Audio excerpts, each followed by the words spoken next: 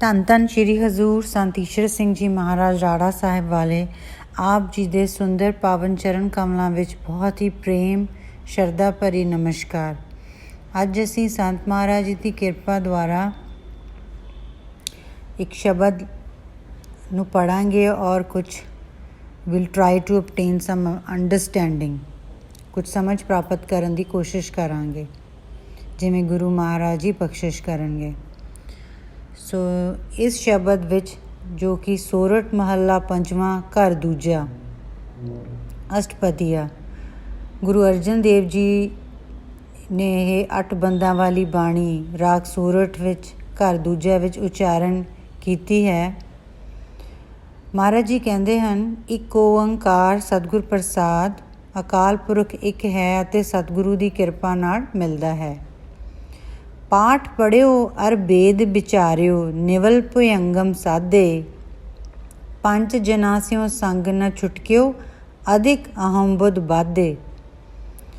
ਸੋ ਇਸ ਦੇ ਵਿੱਚ ਮਹਾਰਾਜ ਜੀ ਕਹਿ ਰਹੇ ਹਨ ਕਿ ਹੇ ਭਾਈ, ਕਿਤਨੇ ਮਨੁੱਖ ਅਲੱਗ-ਅਲੱਗ ਢੰਗ ਜਿਹੜੇ ਹਨ ਉਹ ਸਾਧ ਰਹੇ ਹਨ। ਜਿਵੇਂ ਕੋਈ ਵੇਦ ਆਦਿਕ ਧਰਮ ਪੁਸਤਕਾਂ ਨੂੰ ਪੜ੍ਹਦਾ ਹੈ, ਉਹਨਾਂ ਨੂੰ ਵਿਚਾਰਦਾ ਹੈ। ਕਈ ਮਨੁੱਖ ਨਿਵਲੀ ਕਰਮ ਜੋ ਨਿਉਲੀ ਧੋਤੀ ਹੁੰਦੀ ਹੈ, ਅੰਦਰ ਕੱਪੜਾ ਪਾ ਕੇ ਸਰੀਰ ਨੂੰ ਸ਼ੁੱਧ ਕਰਨ ਦੀ ਕੋਸ਼ਿਸ਼ ਕਰਦੇ ਹਨ। ਕੋਈ ਕੁੰਡਲਨੀ ਨਾੜੀ ਰਸਤੇ ਪ੍ਰਾਣ ਚਾੜ੍ਹਦਾ ਹੈ। So many people, they read scriptures, they contemplate the Vedas, and they practice the inner cleansing techniques of yoga, like nivli karam and the control of breath, ਜਿਸ ਨੂੰ ਅਸੀਂ ਕੁੰਡਲਿਨੀ ਯੋਗਾ ਕਹਿੰਦੇ ਹਾਂ। ਪਰ ਕੀ ਹੁੰਦਾ ਹੈ ਉਸ ਨਾਲ? ਇਹਨਾਂ ਸਾਧਨਾ ਨਾਲ ਜੋ ਕਾਮਾਦਿਕ 5 ਵੈਰੀ ਹਨ, ਕਾਮ, ਕ੍ਰੋਧ, ਲੋਭ, ਮੋਹ, ਹੰਕਾਰ, ਇਹਨਾਂ ਨਾਲੋਂ ਸਾਥ ਨਹੀਂ ਮੁੱਕਦਾ, ਸਗੋਂ ਵਧੇਰੇ ਅਹੰਕਾਰ ਵਿੱਚ ਮਨੁੱਖ ਵੱਜ ਜਾਂਦਾ ਹੈ। ਕਿਉਂਕਿ ਇਹ ਸਭ ਕਰਕੇ ਉਸਨੂੰ ਹਉਮੈ ਪੈਦਾ ਹੁੰਦੀ ਹੈ ਕਿ ਮੈਂ ਇੰਨੇ ਵੇਦਾਂ ਦਾ, ਇੰਨੇ scriptures the in depth study ਕੀਤੀ ਹੈ। ਉਸਨੂੰ ਆਪਣੀ ਵਿੱਦਿਆ, ਆਪਣੇ ਜੋ ਬੋਲਣ ਵਾਲਾ ਮੁੱਖ ਚੁੰਚਕ ਗਿਆਨ ਹੈ ਉਸਦਾ ਅਭਿਮਾਨ ਹੋ ਜਾਂਦਾ ਹੈ। ਔਰ ਜੋ ਯੋਗਾ ਦੇ ਵਿੱਚ ਜਾਂ ਆਪਣੇ ਪ੍ਰਾਣਾਂ ਨੂੰ 10ਵੇਂ ਦੁਆਰਾਂ 'ਤੇ ਟਿਕਾ ਕੇ ਪ੍ਰਾਣਾਯਾਮ ਦੁਆਰਾ ਆਪਣੇ ਮਨ ਨੂੰ ਵਸਟ ਕਰਦੇ ਹਨ, ਉਹਦੇ ਨਾਲ ਹਉਮੈ ਹੀ ਵੱਧਦੀ ਹੈ। ਸੋ ਪੰਜ ਜਨਾਂ ਸਿਓ ਸੰਗ ਨ ਛੁਟਕਿਓ, ਅਧਿਕ ਅਹਿਮ ਬੁੱਧ ਬਾਧੇ, ਪਿਆਰੇ ਇਨ ਬਿਦ ਮਿਲਣ ਨ ਜਾਈ, ਮੈਂ ਕੀਏ ਕਰਮ ਅਨੇਕਾਂ। ਤਾਂ ਇੱਥੇ ਗੁਰੂ ਅਰਜਨ ਦੇਵ ਜੀ ਕਹਿੰਦੇ ਨੇ, ਹੇ ਭਾਈ, ਮੈਂ ਵੇਖਦੇ ਹਾਂ ਲੋਕਾਂ ਅਨੇਕਾਂ ਹੀ ਮਿੱਥੇ ਹੋਏ ਧਾਰਮਿਕ ਕਰਮ ਕਰਦੇ ਹਨ, ਪਰ ਇਹਨਾਂ ਤਰੀਕਿਆਂ ਨਾਲ ਪ੍ਰਮਾਤਮਾ ਦੇ ਚਰਨਾਂ ਵਿੱਚ ਕੋਈ ਜੁੜਿਆ ਨਹੀਂ ਜਾ ਸਕਦਾ। ਇਹਨਾਂ ਕਰਮਾਂ ਨਾਲ ਪ੍ਰਮਾਤਮਾ ਨਹੀਂ ਮਿਲਦਾ। ਕੋਈ ਕੁੰਡਲਿਨੀ ਯੋਗਾ ਨਾਲ, ਆਪਣੇ ਪ੍ਰਾਣਾਯਾਮ ਨਾਲ ਜੇ ਸਵਾਸਾਂ ਨੂੰ, ਪ੍ਰਾਣਾਂ ਨੂੰ 10ਵੇਂ ਦੁਆਰ ਵਿੱਚ ਟਿਕਾ ਲੈਂਦਾ ਹੈ ਜਾਂ ਯੋਗ ਆਦਿਕ ਸਾਧਨ ਕਰਦੇ ਹਨ, ਇਹਨਾਂ ਸਭ ਯੋਗਾ ਵਗੈਰਾ ਨਾਲ ਉਮਰ ਵਗੈਰਾ ਤਾਂ ਵੱਧ ਜਾਂਦੀ ਹੈ, ਪਰ ਇਹ ਜਿਹੜੇ ਤਰੀਕੇ ਹਨ ਇਹ ਪ੍ਰਭੂ ਪ੍ਰਾਪਤੀ ਦੇ ਤਰੀਕੇ ਨਹੀਂ ਹਨ। ਇਹਨਾਂ ਤਰੀਕੇ ਨਾਲ ਪ੍ਰਮਾਤਮਾ ਨੂੰ ਹਾਸਲ ਨਹੀਂ ਕੀਤਾ ਜਾ ਸਕਦਾ। So O beloved, this is not the way to meet the lord. So these all rituals are a gimmick. ਇਹਨਾਂ ਦੇ ਨਾਲ ਕੋਸ਼ਿਸ਼ ਪਰਮਾਤਮਾ ਦੀ ਪਰਮਾਰਥ ਦੀ ਪ੍ਰਾਪਤੀ ਨਹੀਂ ਹੁੰਦੀ। ਹਾਰ ਪਰਿਓ ਸੁਆਮੀ ਕੇ ਦੁਆਰੇ, ਦੀਜੇ ਬੁੱਧ ਵਿਵੇਕਾ ਰਹਾਓ। ਅਤੇ ਇਸ ਰਹਾਓ ਦੀ ਪੰਕਤੀ ਵਿੱਚ ਬਹੁਤ ਹੀ ਡੈਪਥ ਵਾਲੀ ਗਹਿਰੀ ਗੱਲ ਕਹਿ ਰਹੇ ਹਨ ਕਿ ਮੈਂ, ਹੇ ਭਾਈ, ਇਹ ਤਾਂ ਇੰਨੇ ਕਰਮਾਂ ਦਾ ਆਸਰਾ ਛੱਡ ਕੇ, ਹੇ ਮਾਲਕ ਪ੍ਰਭੂ, ਹੇ ਪ੍ਰਭੂ ਪਰਮਾਤਮਾ, ਮੈਂ ਆਪ ਜੀ ਦੇ ਦਰ 'ਤੇ ਆ ਡਿੱਗਾ ਹਾਂ ਔਰ ਬੇਨਤੀ ਅਰਜ਼ੋਈ ਕਰਦਾ ਹਾਂ ਕਿ ਹੇ ਪ੍ਰਭੂ, ਮੈਨੂੰ ਭਲਾਈ ਅਤੇ ਬੁਰਾਈ ਦੀ ਪਰਖ ਦੇ, ਮੈਨੂੰ ਵਿਵੇਕ ਬੁੱਧ ਦੇ। ਵਿਵੇਕ ਬੁੱਧ ਕਿੱਥੇ ਹੈ? ਜਿੱਥੇ ਬਿਬ, ਦਵੰਦ ਖਤਮ ਹੋ ਜਾਂਦਾ। ਬਿਬ ਏਕ, ਬਿਬ ਤੋਂ, ਦਵੰਦ ਤੋਂ ਇਨਸਾਨ ਏਕ ਦੇ ਵਿੱਚ ਪਹੁੰਚ ਜਾਂਦਾ ਹੈ। ਏਕ ਮੀਨਸ ਪਰਮਾਤਮਾ, ਜਿੱਥੇ ਭਰਮ ਦਵੰਦ ਖਤਮ ਹੋ ਜਾਂਦਾ ਹੈ ਔਰ ਬੁੱਧੀ ਦੇ ਵਿੱਚ ਵਿਵੇਕ ਪੈਦਾ ਹੁੰਦਾ ਹੈ। ਪ੍ਰਭੂ ਪਰਮਾਤਮਾ ਜੋ ਇੱਕ ਹੈ, ਸਾਰਿਆਂ ਵਿੱਚ ਹੈ, ਸਦਾ ਸੀ, ਸਦਾ ਹੈ, ਸਦਾ ਰਹੇਗਾ ਔਰ ਸਾਰਿਆਂ ਦੇ ਵਿੱਚ ਹੈ ਔਰ ਅੰਦਰ ਬਾਹਰ ਪਰਿਪੂਰਨ ਹੈ। ਤਾਂ ਉਸ ਇੱਕ ਦੀ ਸੋਝੀ ਨੂੰ ਬੁੱਧ ਵਿਵੇਕ, ਜਦੋਂ ਉਸ ਦੇ ਪ੍ਰਤੀ ਜੀਵ ਨੂੰ ਜਾਗ ਆਉਂਦੀ ਹੈ, ਉਸ ਦੇ ਬਾਰੇ ਜੀਵ ਸੋਚਦਾ ਹੈ, ਜੋ ਸਾਰੇ ਜੀਵਾਂ ਦਾ ਆਸਰਾ ਹੈ, ਜਿਸ ਦੇ ਕਰਕੇ ਸਾਰੇ ਜੀਵ ਜੀਵਿਤ ਹਨ, ਚੱਲਦੇ ਫਿਰਦੇ ਹਨ, ਆਪਣੀ ਕਿਰਿਆ ਆਦਿ ਕਰ ਰਹੇ ਹਨ। ਸੋ ਉਹ ਇੱਕ ਦੇ ਬਾਰੇ ਜਾਗ ਆਉਣੀ, ਉਸ ਦੇ ਬਾਰੇ ਸੋਚਣਾ ਕਿ ਉਹ ਕੀ ਸ਼ਕਤੀ ਹੈ। ਤਾਂ ਉਸ ਦੇ ਬਾਰੇ ਜਦੋਂ ਇਨਸਾਨ ਸੋਚਦਾ ਹੈ, ਉਸ ਦੇ ਬਾਰੇ ਸੋਚ ਕੇ ਉਸਦੀ ਦਿੱਤੀਆਂ ਦਾਤਾਂ, ਉਸਦੇ ਕੌਤਕ ਔਰ ਉਸਦੀ ਇਤਨੀ ਰਚੀ ਹੋਈ ਖੂਬਸੂਰਤ ਸ੍ਰਿਸ਼ਟੀ ਵੱਲ ਦੇਖ ਕੇ ਬਿਸਮਾਦ ਵਿੱਚ ਜਾਂਦਾ ਹੈ। ਉਹ ਵਿਵੇਕ ਬੁੱਧ ਜਦ ਤੱਕ ਪ੍ਰਾਪਤ ਨਹੀਂ ਹੁੰਦੀ, ਉਦ ਤੱਕ ਜੀਵ ਨੂੰ ਪਰਮਾਰਥ ਦੀ, ਪਰਮਾਤਮਾ ਦੀ ਕੋਈ ਸੋਝੀ ਪ੍ਰਾਪਤ ਨਹੀਂ ਹੁੰਦੀ। ਮੋਨ ਭਇਓ ਕਰ ਪਾਤੀ ਰਹਿਓ, ਨਗਨ ਫਿਰਿਓ ਬਨ ਮਾਹੀ। ਕਿਤਨੇ ਹੀ ਮਨੁੱਖ ਅਲੱਗ-ਅਲੱਗ ਜਿਵੇਂ ਰਸਤੇ ਤੁਰੇ ਹੋਏ ਹਨ ਔਰ ਅਨੇਕ ਉਹਨਾਂ ਦੇ ਧਰਮ ਬਣੇ ਹੋਏ। ਕੋਈ ਮਨੁੱਖ ਚੁੱਪ ਸਾਧੀ ਬੈਠਾ ਹੈ, ਮੌਨ ਧਾਰਨ ਕਰਦਾ ਹੈ, ਉਸਨੂੰ ਲੱਗਦਾ ਹੈ ਚੁੱਪ ਰਹਿਣ ਨਾਲ ਮੈਂ ਪਰਮਾਤਮਾ ਨੂੰ ਪਾ ਲਾਂਗਾ। ਕੋਈ ਕਰਪਾਤੀ ਬਣ ਗਿਆ ਹੈ, ਭਾਂਡਿਆਂ ਦੇ ਥਾਂ ਆਪਣੇ ਹੱਥਾਂ 'ਤੇ ਹੀ ਸਭ ਕੁਝ ਵਰਤਦਾ ਹੈ। ਕੋਈ ਜੰਗਲ ਵਿੱਚ ਨੰਗਾ ਤੁਰਿਆ ਫਿਰਦਾ ਹੈ। ਸੋ ਇਹ ਜਿਹੜੇ ਢੰਗ ਹਨ, even if one remains silent and uses hands as begging bowls or wander naked in the forest, so these are useless. ਇਹਨਾਂ ਦੇ ਵਿੱਚੋਂ ਕੁਛ ਹਾਸਲ ਨਹੀਂ ਹੋਣ ਲੱਗਾ। ਇਹਨਾਂ ਕਰਮਾਂ ਦੇ ਵਿੱਚੋਂ, ਅਜਿਹਿਆਂ ਕਰਮਾਂ ਦੇ ਵਿੱਚੋਂ ਪਰਮਾਤਮਾ ਦੀ ਪ੍ਰਾਪਤੀ ਨਹੀਂ ਹੋ ਸਕਦੀ। ਇਹ ਸਭ ਫਿਜ਼ੂਲ ਹੈ। ਤਟ ਤੀਰਥ ਸਭ ਧਰਤੀ ਭ੍ਰਮਿਓ, ਦੁਬਿਧਾ ਛੁਟਕੇ ਨਾਹੀ।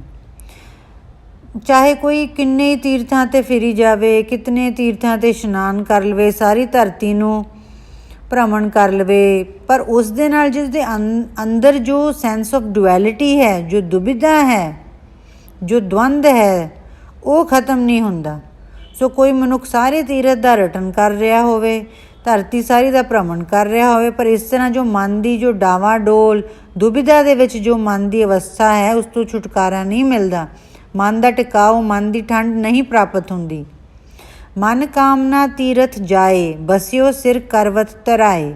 ਹੇ ਭਾਈ, ਕੋਈ ਮਨੁੱਖ ਆਪਣੀ ਮਨੋਕਾਮਨਾ ਅਨੁਸਾਰ ਤੀਰਥਾਂ ਉੱਤੇ ਜਾ ਵਸਿਆ, ਮੁਕਤੀ ਦਾ ਚਾਹਵਾਨ ਆਪਣੇ ਸਿਰ ਉੱਤੇ ਸ਼ਿਵ ਦੀ ਵਾਲਾ ਆਰਾ ਰਖਾਂਦਾ ਹੈ, ਉਹਦਾ ਜਟਾਂ ਰੱਖਣ ਲੱਗ ਗਿਆ, ਜਾਂ ਕੁਛ ਨਾ ਕੁਛ ਇੱਦਾਂ ਦੇ ਆਪਣੇ ਕਰਦਾ ਹੈ ਕਿ ਇਸ ਤਰੀਕਿਆਂ ਦੇ ਨਾਲ ਮੈਂ ਆਪਣੇ ਪਰਮਾਤਮਾ ਨੂੰ ਪਾਲਾਂਗਾ। ਨਹੀਂ, ਇਹ ਸਭ ਵਿਅਰਥ ਹੈ। ਮਨ ਕੀ ਮੈਲ ਨਾ ਉਤਰੇ ਇਹ ਬਿਧ, ਜੇ ਲੱਖ ਯਤਨ ਕਰਾਏ। ਇਹਨਾਂ ਯਤਨਾਂ ਦੇ ਨਾਲ ਮਨ ਦੀ ਮੈਲ ਨਹੀਂ ਉਤਰ ਸਕਦੀ। ਜਦ ਤੱਕ ਮਨ ਦੀ ਮੈਲ ਨਹੀਂ ਉਤਰ ਸਕਦੀ ਤਾਂ ਪ੍ਰਭੂ ਪਰਮਾਤਮਾ ਦੇ ਦਰਸ਼ਨ ਕਿਵੇਂ ਹੋਣਗੇ? ਕਿਉਂਕਿ ਪ੍ਰਭੂ ਪਰਮਾਤਮਾ ਤਾਂ ਸਾਡੇ ਅੰਦਰ ਹੈ। ਗੁਰਮੁਖ ਹੈ ਜੋ ਕਾਇਆ ਖੋਜੇ। ਇਸ ਕਾਇਆ ਦੇ ਵਿੱਚ ਪ੍ਰਭੂ ਪਰਮਾਤਮਾ ਰਹਿੰਦਾ ਹੈ। ਉਸਦਾ ਕੋਈ ਰੂਪ ਨਹੀਂ, ਰੰਗ ਨਹੀਂ, ਤ੍ਰੈਗੁਣ ਤੇ ਭਿੰਨ ਹੈ। ਤਾਂ ਉਸਨੂੰ ਕਿੱਦਾਂ ਮਿਲਿਆ ਜਾਵੇ ਜਦ ਤੱਕ ਮਨ ਦੀ ਮੈਲ ਨਹੀਂ ਜਾਂਦੀ? ਮਨ ਦਾ, ਜਿਵੇਂ ਸੰਤ ਮਹਾਰਾਜ ਜੀ ਕਹਿੰਦੇ, ਸ਼ੀਸ਼ਾ ਜਦ ਤੱਕ ਪੁੱਠੇ ਤੋਂ ਸਿੱਧਾ ਨਹੀਂ ਹੁੰਦਾ, ਸ਼ੀਸ਼ਾ ਸਾਫ਼ ਨਹੀਂ ਹੁੰਦਾ।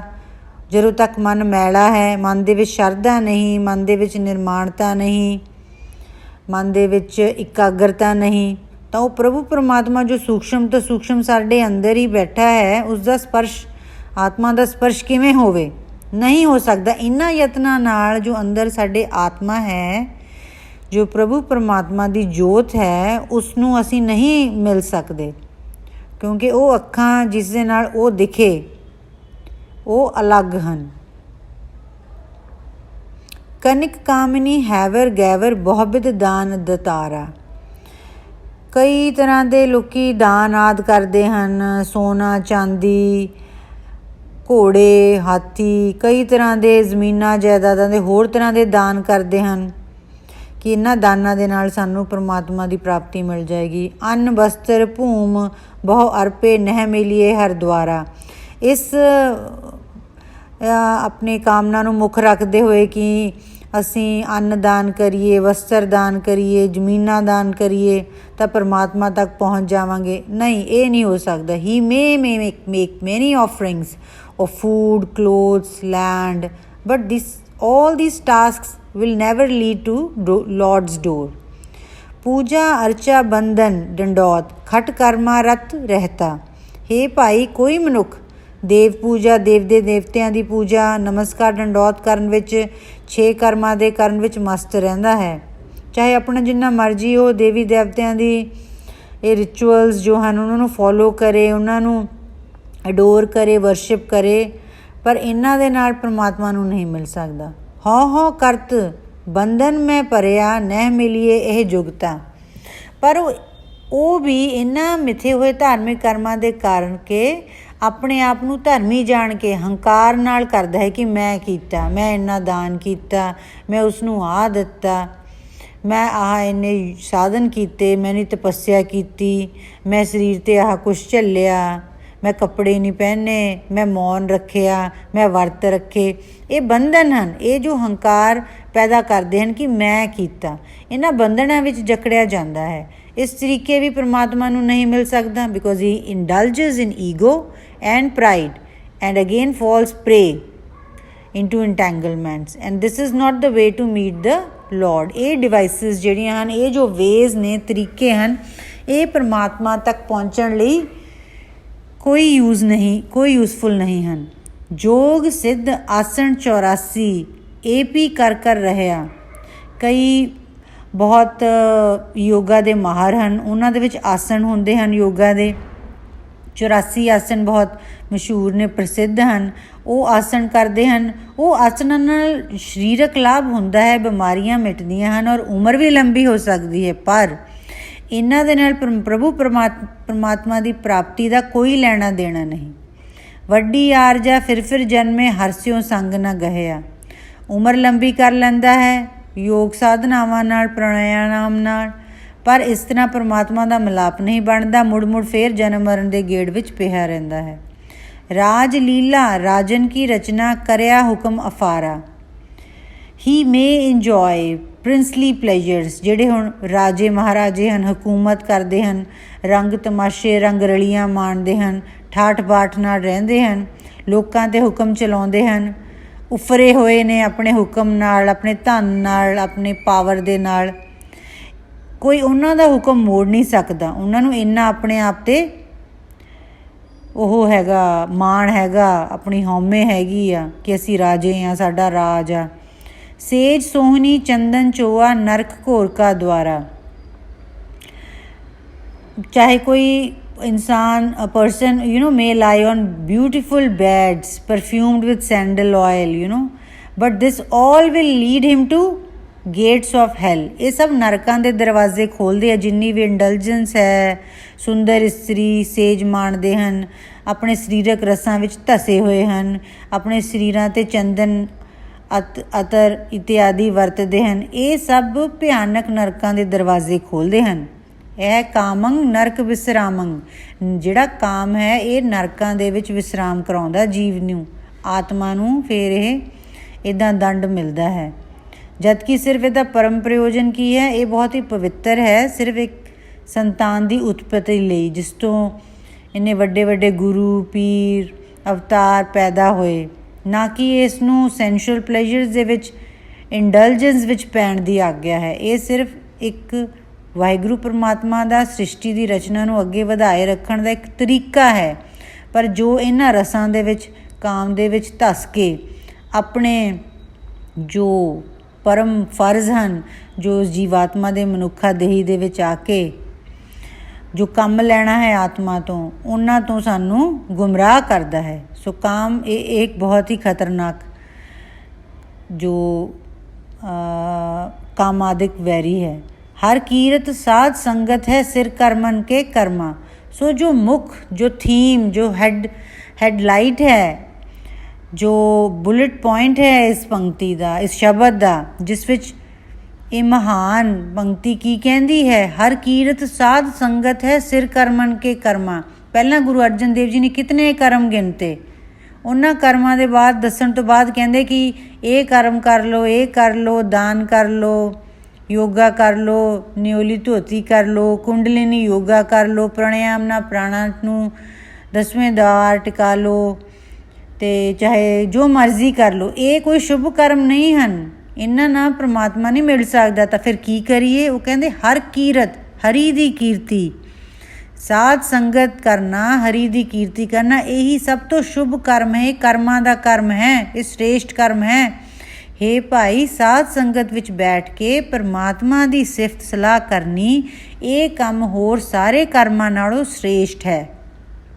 ਸੋ ਦ ਸਾਧ ਸੰਗਤ, ਜਿਵੇਂ ਸੰਤ ਮਹਾਰਾਜ ਜੀ ਦੇ ਕੀਰਤਨ ਸੁਣਨੇ, ਉਹਨਾਂ ਦੀ ਲਿਖੀ ਹੋਈ ਪੁਸਤਕ ਪੜ੍ਹਨੀ, ਇਹ ਸਭ ਜੋ ਕਰਮ ਹੈ ਸ਼ੁਭ ਕਰਮਾਂ ਤੋਂ ਕਰਮਾ ਹੈ, ਇਹ ਹਾਈਐਸਟ ਆਫ ਆਲ ਐਕਸ਼ਨਸ ਹੈ। ਕਹੋ ਨਾਨਕ ਤਿਸ ਭਇਓ ਪ੍ਰਾਪਤ ਜਿਸ ਪੂਰਬ ਲਿਖੇ ਕਾ ਲਹਿਣਾ। ਪਰ ਇਹ ਜੋ ਕਰਮ ਹੈ ਕੌਣ ਜੀਵ ਕਰਦੇ ਹਨ, ਕਿਹਨਾਂ ਨੂੰ ਇਹ ਅਵਸਰ ਪ੍ਰਾਪਤ ਹੁੰਦਾ ਹੈ?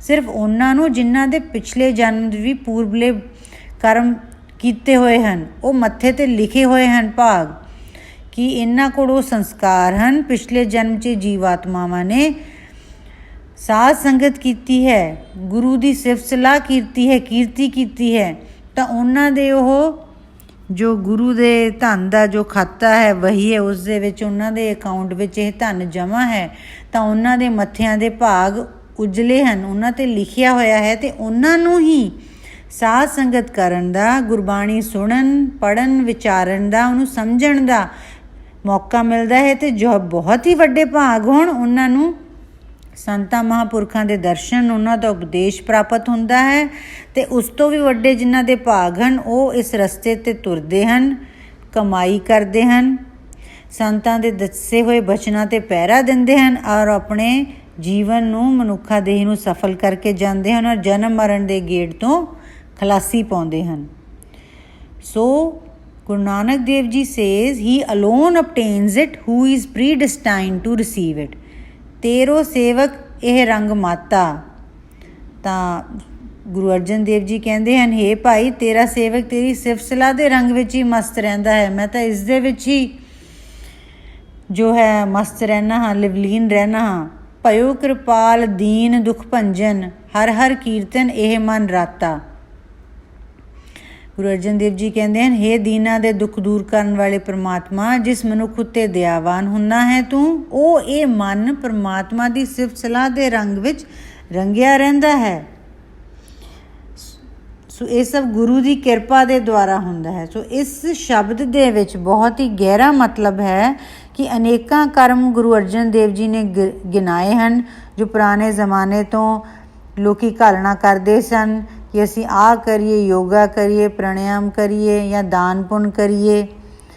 ਉਹਨਾਂ ਚੀਜ਼ਾਂ ਨਾਲ ਆਰਜਾ ਵਗੈਰਾ ਉਮਰ ਵੱਧ ਸਕਦੀ ਹੈ, ਸਿਹਤ ਲਈ ਠੀਕ ਹਨ ਔਰ ਜਾਂ ਰਿੱਧੀਆਂ ਸਿੱਧੀਆਂ ਪ੍ਰਾਪਤ ਕਰ ਸਕਦੇ ਹਨ, ਪਰ ਇਸ ਦੇ ਨਾਲ ਪ੍ਰਭੂ ਪ੍ਰਾਪਤੀ ਨਹੀਂ ਹੋ ਸਕਦੀ। ਤਾਂ ਪ੍ਰਭੂ ਪ੍ਰਾਪਤੀ ਦਾ ਕੀ ਜ਼ਰੀਆ ਹੈ? ਸਾਧ ਸੰਗਤ ਕਰਨੀ, ਸਾਧ ਸੰਗਤ ਸੁਣਨੀ, ਕੀਰਤਨ ਸੁਣਨਾ, ਕੀਰਤਨ ਕਰਨਾ ਔਰ ਗੁਰੂ ਉਪਦੇਸ਼ ਦੇ ਅਨੁਸਾਰ ਚੱਲਣਾ। ਸੋ ਜਿਨ੍ਹਾਂ ਦੇ ਮੱਥੇ 'ਤੇ ਵੱਡੇ ਭਾਗ ਹਨ ਉਹ ਗੁਰਬਾਣੀ ਦੀ ਵਿਚਾਰ ਸੁਣਦੇ ਹਨ ਔਰ ਗੁਰਬਾਣੀ ਦੀ ਵਿਚਾਰ ਨੂੰ, ਮਨ ਮੈਲੇ ਨੂੰ ਸਾਫ਼ ਕਰਦੇ ਹਨ, ਫਿਰ ਉਹਨੂੰ ਸਮਝ ਕੇ ਉਸ ਦੇ ਅਨੁਸਾਰ ਚੱਲਣ ਦੀ ਪੂਰੀ ਕੋਸ਼ਿਸ਼ ਕਰਦੇ ਹਨ। ਸੋ ਇਹ ਸੀ ਅੱਜ ਦੀ ਵਿਚਾਰ।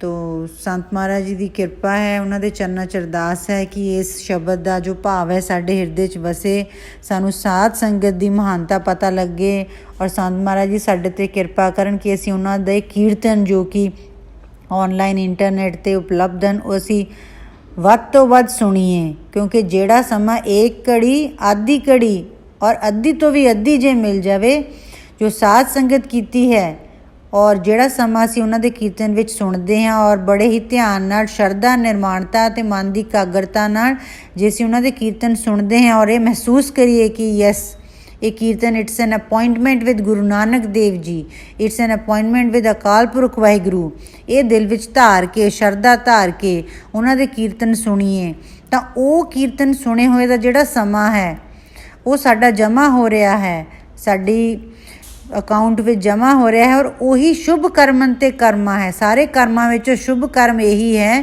ਕਿ ਜਿੰਨਾ ਸਮਾਂ ਸਾਨੂੰ ਮਿਲੇ ਅਸੀਂ ਗੁਰਬਾਣੀ ਦੇ ਵਿਚਾਰ ਸੁਣੀਏ, ਕਰੀਏ ਜਾਂ ਸੰਤ ਮਹਾਰਾਜ ਜੀ ਦੇ ਕੀਰਤਨ ਸੁਣੀਏ, ਫਿਰ ਉਹਨਾਂ ਨੂੰ ਸਮਝੀਏ, ਫਿਰ ਉਹਨਾਂ ਦੀ ਕਿਰਪਾ ਹੋਏਗੀ। ਉਹ ਸਾਡੀ ਆਤਮਾ ਦੇ ਵਿੱਚ ਹੀ ਉਸ ਤਰ੍ਹਾਂ ਦੇ ਫੁਰਨੇ ਅਤੇ ਸੰਕਲਪ ਪਾਉਣਗੇ ਜਿਸ ਦੇ ਨਾਲ ਸਾਡਾ ਕਲਿਆਣ ਹੋਏਗਾ, ਸਾਡਾ ਐਵੋਲਿਊਸ਼ਨ ਹੋਏਗਾ ਔਰ ਅਸੀਂ ਇਸ ਦੇਹ ਤੋਂ, ਜੋ ਕਿ ਹੁਣ ਸਰੀਰ ਦੇ ਵਿੱਚ ਅਸੀਂ ਜਕੜੇ ਪਏ ਹਾਂ ਸਰੀਰਕ ਰਸਾਂ ਵਿੱਚ, ਹੌਲੀ ਹੌਲੀ ਉੱਪਰ ਉੱਠ ਕੇ ਸਾਡੀ ਆਤਮਾ ਹੋਰ ਬਲਵਾਨ ਹੋਏਗੀ। ਜਿਵੇਂ ਹੁਣ ਸਾਡਾ ਮਨ ਜਿਹੜਾ ਹੈ ਰਾਜਾ ਹੈ, ਫਿਰ ਸਾਨੂੰ ਜਦੋਂ ਵਿਵੇਕ ਬੁੱਧ ਪ੍ਰਾਪਤ ਹੋ ਜਾਏਗੀ ਫਿਰ ਅਸੀਂ ਆਤਮ ਸ਼ਹਿਜ਼ਾਦੇ ਔਰ ਪੂਰਾ ਕੰਟਰੋਲ ਸਾਡਾ ਹੋਏਗਾ। ਅਸੀਂ ਇਸ ਸਰੀਰ ਰੂਪੀ ਜਿਹੜਾ ਹੈਗਾ ਕਿਲਾ ਹੈ ਇਸ ਨੂੰ ਜਿੱਤ ਲਵਾਂਗੇ। ਤਾਂ ਜੋ ਸਾਡੀ ਆਤਮਾ ਦਾ ਫਰਜ਼ ਹੈ ਅਸੀਂ ਉਹੀ ਇਸ ਦੇਹੀ ਤੋਂ ਲਵਾਂਗੇ, ਕਿਉਂਕਿ ਜਿਤਨੀ ਦੇਰ ਸਾਡੇ ਕੋਲ ਇਹ ਦੇਹੀ ਹੈ ਉਤਨੀ ਦੇਰ ਹੀ ਅਸੀਂ ਸ਼ੁਭ ਕਰਮ ਕਰ ਸਕਦੇ ਹਾਂ, ਸਾਧ ਸੰਗਤ ਕਰ ਸਕਦੇ ਹਾਂ। ਪਸ਼ੂ ਜੁਨਾ ਵਿੱਚ ਸਾਨੂੰ ਹੱਕ ਨਹੀਂ, ਅਧਿਕਾਰ ਨਹੀਂ। ਤਾਂ ਜਿਸ ਮਨੁੱਖ ਨੇ ਇਸ ਮਨੁੱਖਾ ਦੇਹੀ ਵਿੱਚ ਆ ਕੇ ਸਾਧ ਸੰਗਤ ਨਹੀਂ ਕੀਤੀ, ਉਸ ਤੋਂ ਫਿਰ ਜਦੋਂ ਇਹ ਸਰੀਰ ਖਤਮ ਹੋ ਜਾਏਗੀ, ਇਹਦੀ ਉਮਰ, ਫਿਰ ਅਗਲੇ ਜਨਮ ਵਿੱਚ ਗੁਰੂ ਮਹਾਰਾਜ ਫਿਰ ਦੇਹੀ ਨਹੀਂ ਦੇਣਗੇ, ਕਿਉਂਕਿ ਇਹ ਮਨੁੱਖਾ ਦੇਹੀ 'ਚ ਆ ਕੇ ਜਿਸਨੇ ਸਾਧ ਸੰਗਤ ਹੀ ਨਹੀਂ ਕੀਤੀ ਉਹ ਐਲੀਜੀਬਲ ਹੀ ਨਹੀਂ ਹੈ ਅਗਲੇ ਜਨਮ ਵਿੱਚ ਇਸ ਦੇਹੀ ਦਾ, ਤਾਂ ਉਸ ਥੱਲੇ ਡਿੱਗੇਗਾ ਉਹ। ਤਾਂ ਇਸ ਕਰਕੇ ਅਸੀਂ ਥੱਲੇ ਨਾ ਡਿੱਗੀਏ, ਅਸੀਂ ਆਪਣਾ ਵੱਧ ਤੋਂ ਵੱਧ ਸਮਾਂ 1 ਘੰਟਾ 2 2.5 ਘੰਟੇ ਘੱਟੋ ਘੱਟ 2.5 ਘੰਟੇ ਸੰਤ ਮਹਾਰਾਜ ਜੀ ਕਹਿੰਦੇ ਜ਼ਰੂਰ ਕੱਢੀਏ, ਕੀਰਤਨ ਸੁਣੀਏ, ਗੁਰਬਾਣੀ ਪੜ੍ਹੀਏ, ਗੁਰਬਾਣੀ ਵਿਚਾਰ ਕੇ ਪੜ੍ਹੀਏ, ਸਮਝੀਏ ਉਸ ਨੂੰ ਕਿ ਕੀ ਕਹਿ ਰਹੇ ਹਨ ਗੁਰੂ ਮਹਾਰਾਜ ਜੀ, ਔਰ ਉਸ 'ਤੇ ਅਮਲ ਕਰੀਏ। ਉਸ ਦੇ ਅਨੁਸਾਰ ਅਸੀਂ ਉੱਪਰ ਉੱਠੀਏ ਇਸ ਸਰੀਰ ਤੋਂ, ਤਾਂ ਕਿ ਹੌਲੀ ਹੌਲੀ ਅਸੀਂ ਆਪਣੇ ਮਨ ਨੂੰ ਜਿਤਨਾ ਮਨ ਇਕਾਗਰ ਹੁੰਦਾ ਜਾਏਗਾ, ਸ਼ਾਂਤੀ ਪ੍ਰਾਪਤ ਕਰਦਾ ਜਾਏਗਾ, ਜੋ ਆਤਮਾ ਹੈ, ਨਿਜ ਘਰ ਹੈ, ਉਸ ਨਾਲ ਸਪਰਸ਼ ਹੋਏਗਾ, ਉਸ ਨੂੰ ਸਮਝ ਲੱਗ ਜਾਏਗੀ ਜੀਵ ਨੂੰ ਕਿ ਮੈਂ ਸਰੀਰ ਨਹੀਂ ਹਾਂ। ਉਸ ਨੂੰ ਸੱਚੀ ਮਹਿਸੂਸ ਹੋਏਗਾ ਕਿ ਮੈਂ ਤਾਂ ਇਸ ਦੇ ਵਿੱਚ ਬੈਠਾ ਹਾਂ, ਮੈਂ ਆਤਮਾ ਹਾਂ, ਮੈਂ ਅਮਰ ਵਸਤੂ ਹਾਂ। ਪਰ ਜਦ ਤੱਕ ਸਾਧ ਸੰਗਤ ਨਹੀਂ ਕਰਦੇ, ਮਨ ਦੀ ਮੈਲ ਨਹੀਂ ਉਤਰਦੀ, ਮਨ ਰੂਪੀ ਸ਼ੀਸ਼ਾ ਪੁੱਠੇ ਤੋਂ ਸਿੱਧਾ ਨਹੀਂ ਹੁੰਦਾ ਔਰ ਕਲੀਨ ਨਹੀਂ ਹੁੰਦਾ, ਉਦ ਤੱਕ ਆਤਮਾ ਦਾ ਸਪਰਸ਼ ਹੋ ਨਹੀਂ ਸਕਦਾ। ਤੋ ਜਿਤਨਾ ਅਸੀਂ ਸੰਤ ਮਹਾਰਾਜ ਜੀ ਦੇ ਕੀਰਤਨ ਸੁਣਾਂਗੇ, ਉਹਨਾਂ ਤੋਂ ਸਮਝ ਔਰ ਗਿਆਨ ਪ੍ਰਾਪਤ ਕਰਾਂਗੇ, ਸਾਡਾ ਮਨ ਜੁੜਦਾ ਜਾਏਗਾ, ਕੀਰਤਨ ਵਿੱਚ ਮਨ ਜੁੜੇਗਾ। ਫਿਰ ਹੌਲੀ ਹੌਲੀ ਜੋ ਜੀਵ ਹੈ ਉਸ ਦੀ ਸਮਾਧੀ ਲੱਗਣ ਲੱਗ ਜਾਏਗੀ, ਉਸ ਨੂੰ ਆਨੰਦ ਪ੍ਰਾਪਤ ਹੋਏਗਾ। ਹੁਣ ਜਦੋਂ ਮਨ ਇਕਾਗਰ ਹੁੰਦਾ ਹੈ, ਅਸੀਂ ਕਈ ਵਾਰੀ ਕੁਛ ਵੀ ਕਰਦੇ ਹਾਂ ਜਿੰਨਾ ਚੀਜ਼ ਸਾਡਾ ਮਨ ਇਕਾਗਰ ਹੋ ਜਾਂਦਾ ਹੈ, ਜਿਵੇਂ ਕੋਈ ਮੂਵੀ ਦੇਖ ਰਿਹਾ ਹੈ, ਜੋ ਗਾਣੇ ਸੁਣ ਰਿਹਾ ਹੈ, ਕੋਈ ਸੰਗੀਤ ਸੁਣ ਰਿਹਾ ਹੈ, ਕਿਉਂਕਿ ਉਦੋਂ ਮਨ ਸ਼ਾਂਤ ਹੁੰਦਾ ਹੈ। ਪਰ ਅਸਲ ਦੇ ਵਿੱਚ ਜੋ ਮਨ ਦੀ ਇਕਾਗਰਤਾ ਹੈ ਉਹ ਜਦੋਂ ਉਸਨੂੰ ਆਤਮਾ ਦੇ ਨਾਲ ਸਾਡਾ ਸਪਰਸ਼ ਹੁੰਦਾ ਹੈ, ਸਾਨੂੰ ਠੰਡਕ ਫੀਲ ਹੁੰਦੀ ਹੈ। ਜਿਤਨਾ ਅਸੀਂ ਕੀਰਤਨ ਸੁਣਾਂਗੇ, ਅਸੀਂ ਉਸ ਤਰ੍ਹਾਂ ਆਪਾਂ ਉਸ ਜੋ ਸਾਡੇ ਅੰਦਰ ਜੋਤ ਹੈ ਉਸਦੇ ਕਰੀਬ ਹੁੰਦੇ ਜਾਵਾਂਗੇ, ਉਸਦੇ ਹੋਰ ਕਲੋਜ਼ ਆਉਂਦੇ ਜਾਵਾਂਗੇ। ਫਿਰ ਸਾਨੂੰ ਇੱਕ ਦਿਨ ਪਤਾ ਲੱਗੇਗਾ ਕਿ ਅਸੀਂ ਸਰੀਰ ਨਹੀਂ, ਅਸੀਂ ਆਤਮਾ ਹਾਂ, ਅਸੀਂ ਅਮਰ ਵਸਤੂ ਹਾਂ, ਅਸੀਂ ਸਦਾ ਹੀ ਸੀ, ਸਦਾ ਹੀ ਹੈ, ਸਦਾ ਹੀ ਰਹਾਂਗੇ। ਪਰ ਜਦ ਤੱਕ ਸਾਡਾ ਮਨ ਰੂਪੀ ਸ਼ੀਸ਼ਾ ਮੈਲਾ ਹੈ ਔਰ ਅਸੀਂ ਸਰੀਰ ਵਿੱਚ ਹੀ ਖਚਿਤ ਹਾਂ, ਉਤਨੀ ਦੇਰ ਤੱਕ ਸਾਨੂੰ ਇਹ ਐਕਸਪੀਰੀਅੰਸ, ਇਹ ਅਨੁਭਵ ਨਹੀਂ ਹੋਏਗਾ। ਤਾਂ ਉਹ ਵਾਹਿਗੁਰੂ ਪਰਮਾਤਮਾ ਜੋ ਸੂਖਸ਼ਮ ਤੋਂ ਸੂਖਸ਼ਮ ਹੈ, ਉਸ ਨੂੰ ਦੇਖਣ ਲਈ ਸੁਰਤੀ ਰੂਪੀ ਅੱਖਾਂ ਚਾਹੀਦੇ। ਸੁਰਤੀ ਸਾਡੀ ਕਿਵੇਂ ਸਾਨੂੰ ਪ੍ਰਾਪਤ ਹੋਏਗੀ? ਅਵੇਅਰਨੈਸ ਦੀ ਸੁਰਤੀ, ਜੋ ਲੈਂਪ ਹੈ ਅਵੇਅਰਨੈਸ ਦਾ ਸਾਡਾ ਬਿਲਕੁਲ ਹੀ ਡਲ ਹੋਇਆ ਪਿਆ ਹੈ, ਉਹ ਜਿਵੇਂ ਕੋਈ ਜਾਗਦੀ ਜੋਤ ਜਾਂ ਜਲਦੀ ਹੋਈ ਮੋਮਬੱਤੀ, ਬੁਝੀਆਂ ਹੋਈਆਂ ਮੋਮਬੱਤੀਆਂ ਦੇ ਨਾਲ ਲਗਾਈਏ ਉਹ ਵੀ ਜਗ ਪੈਂਦੀਆਂ ਹਨ। ਉਸੇ ਤਰ੍ਹਾਂ ਜੋ ਬ੍ਰਹਮ ਗਿਆਨੀ ਤੱਤ ਬੇਤੇ ਹਨ, ਸੰਤ ਈਸ਼ਰ ਸਿੰਘ ਜੀ ਮਹਾਰਾਜ ਰਾੜਾ ਸਾਹਿਬ ਵਾਲੇ, ਉਹਨਾਂ ਦੀ ਸੰਗਤ ਕਰਕੇ, ਉਹਨਾਂ ਦਾ ਕੀਰਤਨ ਸੁਣ ਕੇ ਜਦੋਂ ਅਸੀਂ ਉਹਨਾਂ ਦੇ ਨਾਲ ਜੁੜਾਂਗੇ ਤਾਂ ਸਾਡੀ ਵੀ ਜੋ ਬੁਝੀ ਹੋਈ ਜੋਤ ਹੈ ਉਹ ਜਗਮਗਾ ਉੱਠੇਗੀ, ਸਾਨੂੰ ਵੀ ਵਿਵੇਕ ਬੁੱਧ ਪ੍ਰਾਪਤ ਹੋਏਗੀ। ਔਰ ਜੇ ਅਸੀਂ ਸੱਚੇ ਮਨ ਨਾਲ ਉਹਨਾਂ ਨੂੰ ਸਾਕਸ਼ਾਤ ਗੁਰੂ ਨਾਨਕ ਦੇਵ ਜੀ, ਅਕਾਲ ਪੁਰਖ ਵਾਹਿਗੁਰੂ ਕਰਕੇ ਮੰਨਾਂਗੇ ਤਾਂ ਉਹਨਾਂ ਦੀ ਨਜ਼ਰ, ਉਹਨਾਂ ਦੀ ਗ੍ਰੇਸ ਪ੍ਰਾਪਤ ਹੋਏਗੀ। ਕਿਉਂਕਿ ਜੇ ਅਸੀਂ ਇੱਕ ਕਦਮ ਪੁੱਟਦੇ ਹਾਂ ਗੁਰੂ ਵੱਲ, ਗੁਰੂ ਸਾਡੇ ਵੱਲ ਲੱਖਾਂ ਹੀ ਕਦਮ ਪੁੱਟਦਾ, ਤਾਂ ਸਾਡੀ ਬਾਂਹ ਫੜਨਗੇ ਔਰ ਸਾਨੂੰ ਇਸ ਜਨਮ ਮਰਨ ਦੇ ਗੇੜ ਵਿੱਚੋਂ, ਕਿਉਂਕਿ ਜਮ ਜਮ ਮਰੇ ਮਰੇ ਫਿਰ ਜੰਮੇ, ਇਹ ਗੁਰਬਾਣੀ ਦੀ ਪੰਕਤੀ, ਗੇੜ ਚੱਲੀ ਜਾ ਰਿਹਾ ਹੈ ਸਾਡਾ।